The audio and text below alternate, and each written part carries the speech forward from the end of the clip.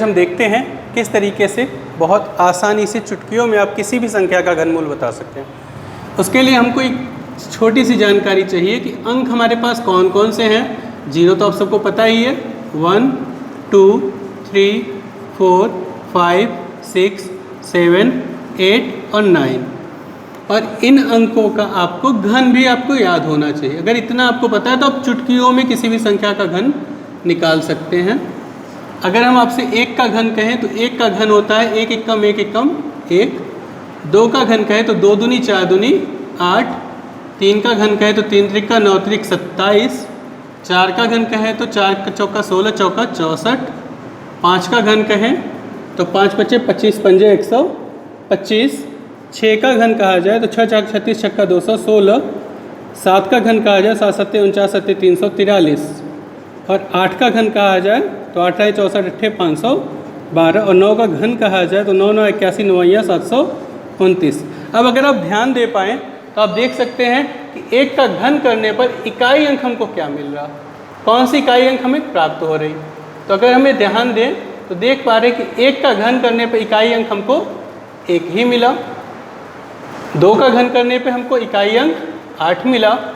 तीन का घन करने पे हमें इकाई अंक 7 मिला। चार का घन करने पे हमें इकाई अंक 4 मिला। पाँच का घन करने पे इकाई अंक 5 मिला। छः का घन करने पे इकाई अंक 6 मिला। सात का घन करने पे इकाई अंक 7 मिला। सात का घन करने पे इकाई अंक 3 मिला। और 8 का घन करने पे इकाई अंक 2 मिला। और 9 का घन करने पे हमें इकाई अंक 9 मिला। अब अगर हम इसमें ध्यान दें तो सिर्फ और सिर्फ अगर ध्यान दें तो एक का घन करने पे इकाई अंक 1 है, दो का 8, तीन का 7, चार का 4 है, पाँच का 5, छः का 6 है, सात का 3 और 8 का 2 और 9 का 9। जिसमें आपको बस इतना सा ध्यान देना है कि दो का घन करने पे इकाई अंक 8 है, तीन का घन करने पे इकाई अंक 7, सात का घन करने पे इकाई अंक 3 और 8 का घन करने पे इकाई अंक 2। बाकी सारी अंकों का इकाई अंक वही आएगा। अब अगर हम ध्यान दें 2 और 8 मिला के 10 होते, 3 और 7 10, 7 3 10, 8 2 10। तो इस तरीके से हम चाहें तो आसानी से इस चीज़ को ध्यान में रख सकते हैं। यह ध्यान रहने के बाद आप आसानी से, जैसे हमने एक एग्जाम्पल लिया, हम घनमूल निकालना चाहते हैं 2744 का।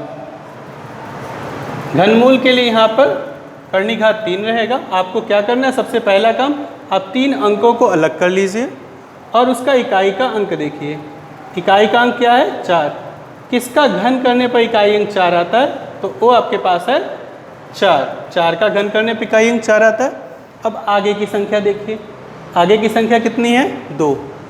किस संख्या का घन करे कि 2 आए या 2 से कम आए, तो ऐसा बस है एक एकम एक एकम एक। तो इसलिए हमारा आंसर इसका हो जाएगा 14। इसी तरीके से हम दूसरा क्वेश्चन देखते हैं।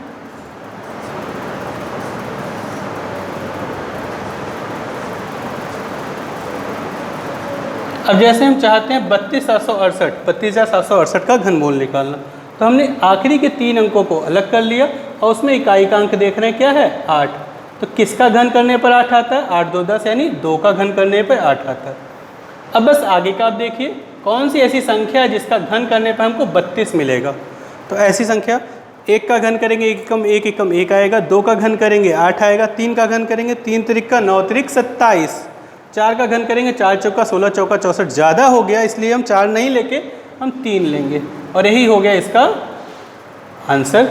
अब इसी तरीके से हम अगर तीसरा एक और एग्जाम्पल देखते हैं, एग्जाम्पल नंबर 3, तो वो हो जाएगा आपका जैसे है 50,653। अगर हम इस संख्या का घनमूल निकालना चाहते हैं तो हमने यहाँ पे क्या किया, 3 अंकों को मार्क कर लिया। इकाई का अंक है हमारा 3, किसका घन करने पे 3 आता है, 7 का। आगे की संख्या बची है आपकी 50, किसका घन करने पर 50 या 50 से कम आएगा, तो 4 चौका 16 चौका 64। ज़्यादा हो जाता है, हम 3 लेंगे, 3 त्रिका 9 त्रिक 27, ऐसा नहीं आएगा 3। और इसका आंसर भी हो जाएगा हमारा 37। आप देख रहे हैं किस तरीके से चुटकियों में इनका आंसर दिया जा सकता है। एक और थोड़ी बड़ी संख्या ले लेते हैं, जैसे 148877। अब इतनी बड़ी संख्या है लेकिन इसका भी घनमूल के लिए आपको कोई मेहनत नहीं करना, आपको आखिरी के 3 अंकों को अलग करना, उसका इकाई अंक देखना। इकाई अंक है 7, किसका घन करने पर 7 आता है, 3 का। अब आगे की संख्या बची आपकी 148, किसका घन करने पे 148 है उससे कम आएगा। तो आप देख सकते हैं 4 चौका 16 चौका 64, 5 पचे 25 पंजे 125, 6 छक 36 छक्का 6 छक 36 छक्का 216 ज़्यादा हो जाएगा तो हम 5 लेंगे, तो यही हो जाएगा इसका आंसर। इस तरीके से हम चाहें तो घनमूल बहुत आसानी से चुटकियों में किसी को भी बता सकते हैं। Thank you.